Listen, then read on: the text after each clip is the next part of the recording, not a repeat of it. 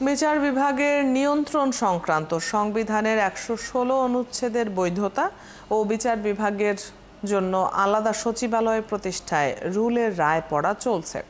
বিচারপতি আহমেদ সোহেল ও বিচারপতি দেবাশিস রায় চৌধুরীর নেতৃত্বাধীন হাইকোর্ট বেঞ্চ এই রায় দিচ্ছে। সংবিধানের ১১৬ অনুচ্ছেদ এবং ২০১৭ সালের জুডিশিয়াল সার্ভিস শৃঙ্খলা বিধিমালার বৈধতা চ্যালেঞ্জ করে এবং বিচার বিভাগীয় পৃথক সচিবালয় প্রতিষ্ঠার নির্দেশনা চেয়ে গত বছরের ২৫ আগস্ট সুপ্রিম কোর্টের ৭ আইনজীবী রিট করেন। রিটে বলা হয়, ১৯৭২ সালে সংবিধানে নিম্ন আদালতের দায়িত্বে থাকা ম্যাজিস্ট্রেটদের নিয়ন্ত্রণ ও শৃঙ্খলা বিধান সুপ্রিম কোর্টের ওপর ন্যস্ত ছিল।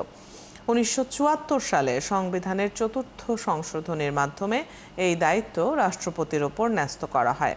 পরে সংবিধানের ৫ম সংশোধনীর মাধ্যমে এবং সুপ্রিম কোর্টের সঙ্গে পরামর্শক্রমে রাষ্ট্রপতি কর্তৃক তা প্রযুক্ত হবে শব্দগুলো যুক্ত করা হয়। আপিল বিভাগ ৫ম সংশোধনী আইন অসাংবিধানিক ঘোষণা করে। ২০১১ সালে পঞ্চদশ সংশোধন আইনের মাধ্যমে বর্তমান ১১৬ অনুচ্ছেদে ওই বিধানটি পুনরায় প্রতিস্থাপন করা হয়। সংবিধানের ১১৬ অনুচ্ছেদ বাতিল প্রশ্নে শুরু হওয়া শুনানি সম্পর্কে জানবো। সহকর্মী সৈকত সাদিক সেখানে আছেন। সৈকত, সংবিধানের ১১৬ অনুচ্ছেদের বৈধতা ও বিচার বিভাগের জন্য আলাদা সচিবালয় প্রতিষ্ঠায় রুলের শুনানিতে আদালত কি পর্যবেক্ষণ দিচ্ছে জানতে চাই। তাছাড়া ট্রাইব্যুনালে আজ রাজসাক্ষী সাক্ষ্য দেবেন, তো এই বিষয়েও নতুন কোনো তথ্য থাকলে জানাবেন। শুরুতে ট্রাইব্যুনালের বিষয় আছে। আজকে ট্রাইব্যুনাল আন্তর্জাতিক অপরাধ ট্রাইব্যুনাল ১, যার চেয়ারম্যান বিচারপতি গোলাম মুর্তুজা মজুমদার, যেই ট্রাইব্যুনালে কিন্তু এই গণঅভ্যুত্থানের পরে যখন ট্রাইব্যুনাল পুনর্গঠিত হলো, সেখানেই জুলাই অভ্যুত্থানের মামলায় শেখ হাসিনা, সাবেক স্বরাষ্ট্রমন্ত্রী আসাদুজ্জামান খান কামাল ও চৌধুরী মামুনের বিরুদ্ধে কিন্তু এই জুলাই অভ্যুত্থানে মানবতা বিরোধী অপরাধের মামলার বিচার কাজ শুরু হওয়ার পরেই কিন্তু সাক্ষ্য গ্রহণও চলছে এবং ৩৫ জনের সাক্ষ্য গ্রহণ কিন্তু গতকাল পর্যন্ত হয়েছে। এবং আপনি জানেন যে এই মামলায় একজন প্রথমেই যিনি আসামি ছিলেন, পরে যিনি দোষ স্বীকার করে রাজসাক্ষী হয়েছেন, পুলিশের সর্বোচ্চ প্রধান ব্যক্তি সাবেক আইজিপি চৌধুরী আবদুল্লাল মামুন, তিনি আজকে রাজসাক্ষী যিনি জবানবন্দি দিচ্ছেন এই আদালতে। শুরুতে আমরা শুনেছিলাম যে এই মামলায় তিনি ক্যামেরা ট্রায়াল হবে, যেখানে গণমাধ্যম কর্মীদের প্রবেশ করতে দেয়া হবে না।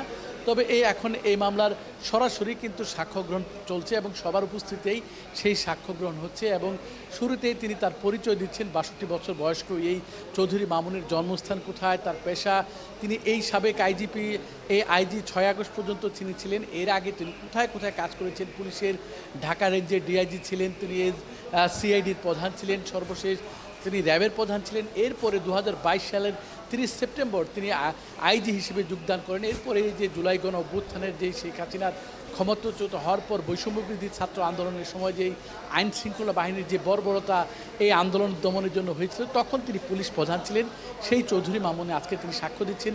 তিনি বলছেন, তিনি যখন ৬ আগস্টের পরে তিনি যখন আটক হন, তিনি এর আগে এই মামলা তদন্ত কর্মকর্তার কাছে স্বীকারোক্তি দেন তিনি যে স্বেচ্ছায় তিনি জবানবন্দি দিবেন এবং তিনি মেট্রোপলিটনের অতিরিক্ত ম্যাজিস্ট্রেট জাকির হোসেন তার কাছে এই মাসেরই মার্চের ২৪ তারিখে তিনি একটা স্বীকারোক্তিমূলক জবানবন্দি দিয়েছিলেন। সেই জবানবন্দির পরেই কিন্তু আজকে ট্রাইব্যুনালে তিনি রাজসাক্ষী দিচ্ছেন। এবং তিনি যেহেতু যেদিন তিনি স্বীকার করলেন, অভিযোগ গঠনের দিন তিনি বলেছিলেন যে তিনি গিলটি, তিনি এই জুলাই অভ্যুত্থানের সব কিছু সঠিক সত্যটা তিনি উদ্ঘাটন করবেন, কিভাবে শেখ হাসিনা আন্দোলন দমনের জন্য নির্দেশ দিয়েছিলেন, কিভাবে পুলিশ বাহিনী, স্বরাষ্ট্রমন্ত্রী বা পুরো বিষয়টা কিভাবে দমন হয়েছে, কারা গুলি চালিয়েছে, সেই বিষয়গুলো অনেক কিছুই তার জানা রয়েছে। হয়তো তিনি এইসব বিষয় আজকে তুলে ধরবেন, হয়তো বেশ কিছুক্ষণ এই বিষয়ে তিনি আজকে জবানবন্দি দিবেন, যেহেতু জবানবন্দি শুরুতে রয়েছে। আর আমরা একটু হাইকোর্টের বিষয়ে আসি। যেহেতু সংবিধানের ১১৬ অনুচ্ছেদের বিষয়ে একটি রুল শুনানি হয়েছে, যেহেতু বিচার বিভাগের পৃথকীকরণ বা অধীনস্থ আদালতের যে বিচারকদের, ম্যাজিস্ট্রেটদের পদোন্নতি, বেতন সহ সেই বিষয়ে তাদের বিষয়ে যে রাষ্ট্রপতির যে দেখাশোনা, সেই বিষয়ে যে আজকে হাইকোর্টে একটি রায় হচ্ছে, বিচারপতি দেবাশিস রায়, বিচারপতি আহমেদ সোহেল তারা রায় পড়া শুরু করেছেন এবং সেই রায়ও কিন্তু দীর্ঘ পর্যালোচনা হবে, দীর্ঘ পর্যবেক্ষণ হবে, রায়টা অনেকক্ষণ হবে। যেহেতু আমরা ট্রাইব্যুনালে এই বিষয়টি নিয়ে দুটি গুরুত্বপূর্ণ বিষয়, দুই জায়গায়, তাহলে নিশ্চয়ই এই বিষয়ে পরবর্তীতে জানতে পারবো। আপনার কাছ থেকে আমরা বেশ কিছু তথ্য জানলাম আজকের গুরুত্বপূর্ণ মামলাগুলোর। ধন্যবাদ সৈকত যুক্ত হবার জন্য।